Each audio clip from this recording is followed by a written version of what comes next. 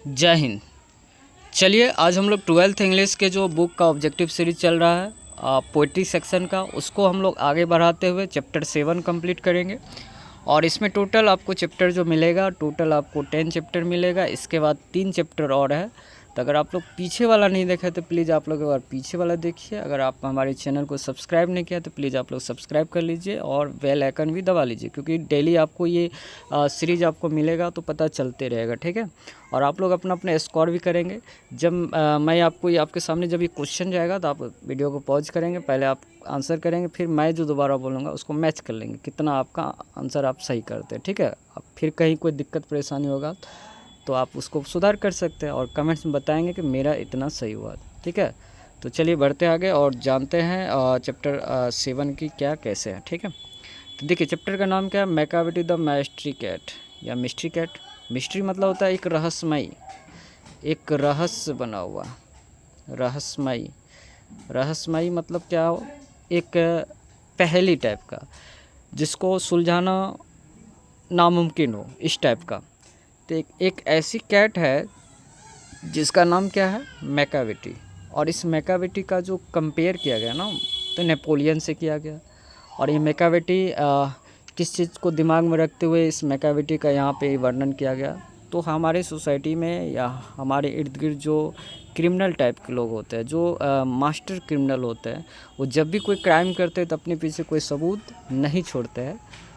ये उसी को लेकर के यहाँ पे मैकाविटी को वर्णन किया गया, एक कैट का वर्णन किया गया, ठीक है। और इसको, इस कैट को क्या क्या कहा गया, हिडन पॉ कहा गया, छुपा हुआ पंजा कहा गया इसको, ठीक है। और जिस तरह से देखिएगा मास्टर क्रिमिनल क्या होता है, जब भी कोई क्राइम करता है तो पुलिस के पहुंचने से पहले वो भाग जाते वहाँ से या भाग जाते वहाँ से, ठीक है। वो अपने पीछे कोई भी प्रूफ नहीं छोड़ते जिसकी वजह से उसको पुलिस पकड़ ले फिर, ठीक है। तो इस तरह का प्रवृत्ति वाले होते हैं मास्टर क्रिमिनल। और ये मास्टर क्रिमिनल किसको कहा गया, मैकाविटी को कहा गया। और मैकाविटी का एक रहस्यमयी बिल्ली है, ओके। चलिए इस चैप्टर को लिखने वाले कौन है, तो इस चैप्टर को लिखने वाले कौन है, तो इस चैप्टर को लिखने वाले आपको पता होगा, कमेंट्स बताइए इसके कवि कौन है। देखिए इसके कवि के अगर बारे में बात करें तो कवि कौन है, टी.एस. एलियट जी है, टी.एस. एलियट। बॉर्न की बात करते हैं तो 1888 में इसका बॉर्न हुआ। कहाँ हुआ, तो यूएसए में हुआ। और निधन की बात करते हैं तो 1965 में इसका निधन हुआ। इसको 20th सेंचुरी के कवि कहते हैं, ठीक है, 20वीं सेंचुरी के कवि कहते हैं। देखिए जन्म इसका यूएसए में हुआ और डेथ इसका कहाँ हुआ, इंग्लैंड में हुआ, ठीक है। क्योंकि जन्म तो यहाँ पे लिया लेकिन यहाँ पे सेटल कहाँ हो गए, तो सेटल जाके हो गए इंग्लैंड में। आई होप आप सबको समझ में आ गया होगा।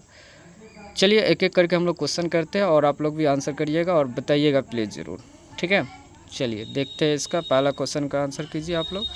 तो पहला क्वेश्चन का अगर हम लोग आंसर करें यहाँ पे, तो पहला क्वेश्चन का आंसर क्या होगा, हु हैज़ रिटन। देखिए किसने रिटन किया, किसने लिखा मैकाविटी द मिस्ट्री कैट को, किसने लिखा इस चैप्टर को, बताइए जल्दी से आंसर बताइए। TS. Eliot. TS. Eliot belongs to, belongs मतलब कहाँ पे बॉर्न हुआ इसका, तो बॉर्न कहाँ हुआ, अमेरिका में। तो अमेरिका देखिए इसमें भी है, इसमें भी है, इसमें भी है। और लेकिन सेटल्ड कहाँ हुए, तो इंग्लैंड में जाके हुए।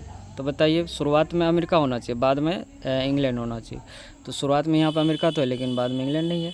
शुरुआत में यहाँ पे नहीं है, यहाँ पे देखिए शुरुआत में क्या है, यहाँ पे ये आंसर हो जाएगा, ठीक है। उसका देखिए इसको नोबेल प्राइज़ भी मिला था फॉर लिटरेचर, लिटरेचर के लिए इसको नोबेल प्राइज़ मिला था। कब मिला था, 1948 मिला था, ठीक है। नेक्स्ट अगर हम लोग नेक्स्ट क्वेश्चन की अगर हम लोग बात करें तो नेक्स्ट क्वेश्चन का आंसर करिए आप लोग। नेक्स्ट क्वेश्चन का आंसर करिए। नेक्स्ट क्वेश्चन का अगर आप आंसर करिए तो TS. Eliot was a dash century poet, किस सेंचुरी का पोइट है, तो मैंने इसका आंसर बताया था 20th सेंचुरी। देखिए यहाँ पे कभी कभी क्या होता है, जैसे मैकाविटी द मिस्ट्री कैट के लेखक कौन है, कवि कौन है, तो टी.एस. एलियट। लेकिन कभी कभी क्या होता है यहाँ पे, कभी कभी आपको कुछ अलग इनके भी जो रचना है वहाँ से भी क्वेश्चन आ जाता है। जैसे देखिए द वेस्टलैंड के लेखक कौन है, तो टी.एस. एलियट। टी.एस. एलियट और भी लिखे हैं जो कुछ फेमस इनका रचना है, जैसे आस वेडनेसडे, आस वेडनेसडे इनके भी रचना, इसको भी आप याद रखेंगे। और दूसरी बात four quartets, four quartets, quartets इनके भी रचनाकार यही है। तो याद रखेंगे, यहाँ से क्वेश्चन देखिएगा कभी कभी आपको देखने के लिए मिलेगा। नेक्स्ट अगर हम लोग बात करें नेक्स्ट क्वेश्चन का, तो नेक्स्ट क्वेश्चन नंबर 6 देखिए, Macavity is an dash. Macavity क्या है, तो ये आउट लॉ है, ये नियम के बाहर का प्रवृत्ति है, ये नियम के बाहर का, ये मतलब कह सकते हैं आपका ये एक क्रिमिनल टाइप के लोग हैं जो किसी नियम को मानते नहीं है, ठीक है।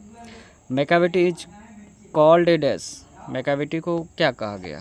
तो देखिए मैंने शुरुआत में बताया तो मैकाविटी को क्या कहा गया, देखिए इधर कुछ मीठा है, खैर कोनो बात नहीं, आंसर दिख रहा है, इसको क्या कहा गया? हिडन पॉ कहा गया, तो ये आंसर हो जाएगा।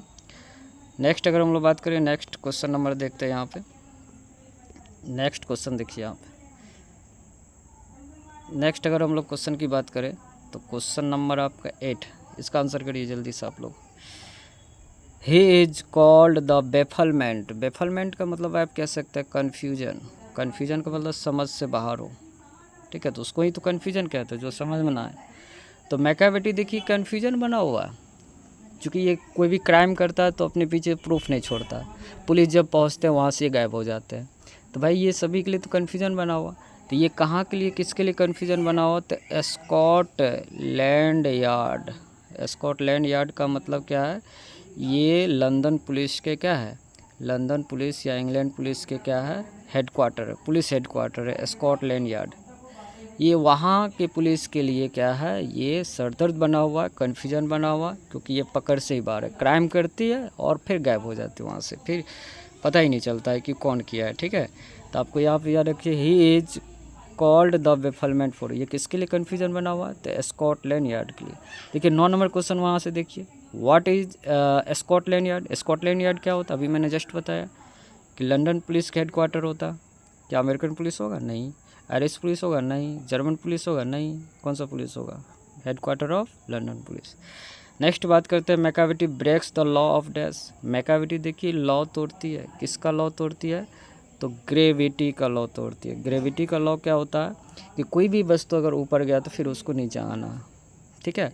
लेकिन ये क्या होता है, मैकाविटी जब ऊपर जाती है तो ऊपर ही उड़ते रहती है, इसका नीचे आने का कोई चांस ही नहीं रहता है, ठीक है, इस तरह का ये। नेक्स्ट अगर हम लोग क्वेश्चन की बात करें, नेक्स्ट क्वेश्चन देखा जाए, नेक्स्ट क्वेश्चन देखते हैं यहाँ पे।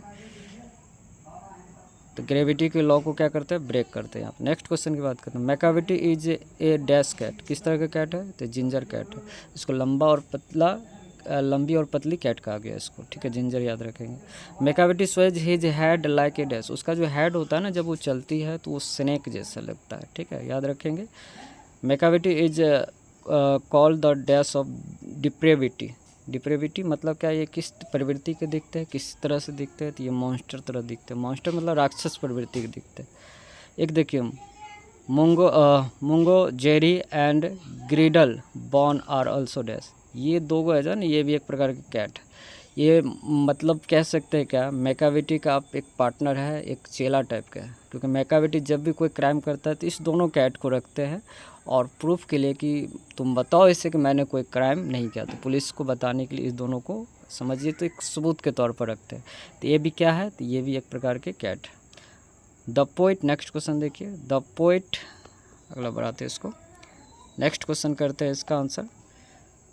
The poet compares Macavity to dash, poet जो है मैकाविटी का कंपेयर किससे किया गया? तो नेपोलियन से किया गया। Who is responsible for every crime that takes place in London, who is responsible, responsible का मतलब होता है कौन जिम्मेवार है एवरी क्राइम के लिए लंदन में, मतलब लंदन में जितने टाइप के क्राइम होते हैं उनके जिम्मेदार कौन है?